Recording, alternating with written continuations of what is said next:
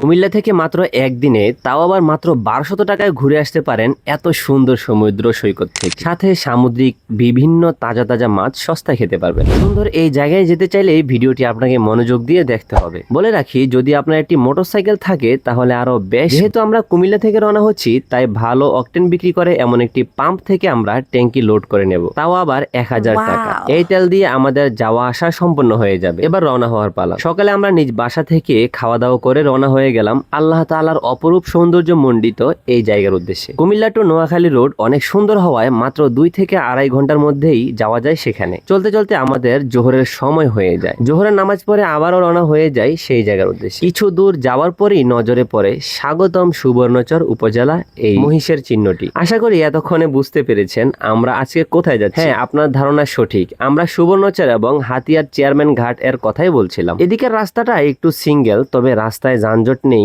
রাস্তার উভয় পাশে সারি সারি গাছ এখানকার পরিবেশকে আরো মনোমুগ্ধকর করে তুলেছে। প্রথমে আমরা সুবর্ণচর যাই। যেহেতু আমরা আরো 6 মাস আগে গিয়েছিলাম, তাই তখন সম্পূর্ণ শুকনা সিজন ছিল। তবে এখন আপনি যদি যান তাহলে চরগুলোতে পানি দেখতে পাবেন অন্যরকম ভিউ। সুবর্ণচর শেষ করে আমরা রওনা হয়ে যাই চেয়ারম্যান ঘাটের উদ্দেশ্যে। এখানে এসে আমি আশ্চর্য হই এখানকার মাঝি এবং জেলেদের জীবন চক্র নিয়ে ভাবতে ভাবতে। পৃথিবীতে আল্লাহ তাআলা কত রকম ভাবে মানুষকে বাঁচিয়ে রেখেছেন, মানুষের জীবিকার কত পদ্ধতি রেখেছেন। কেউ মাছ ধরছেন, কেউ সেগুলোকে বোঝাই করে ঘাটে নিয়ে আসছেন, কেউ বিক্রি করছেন, কেউ বা বাছাইয়ের কাজে আছেন, কেউ বা বরফ কল খুলে রেখেছেন। মোট কথায় এক সমুদ্র সৈকতকে ঘিরে আল্লাহ তাআলা কত মানুষের রিজিকের বরাদ্দ করেছেন। আসলে তিনি আল্লাহ কত মহান যদি আমরা বুঝতাম। ঘুরতে ঘুরতে দুপুর হয়ে গেল, এবার আমরা খাবার খেয়ে নিব। খাবারের তালিকায় ছিল সামুদ্রিক মাছ, তাও আবার মাত্র 150 টাকায় পেট চুক। রাস্তায় কলা পাউরুটি চা খেয়েছি, সে বাবদ আমাদের 40 টাকা খরচ হয়েছে। এবার আমরা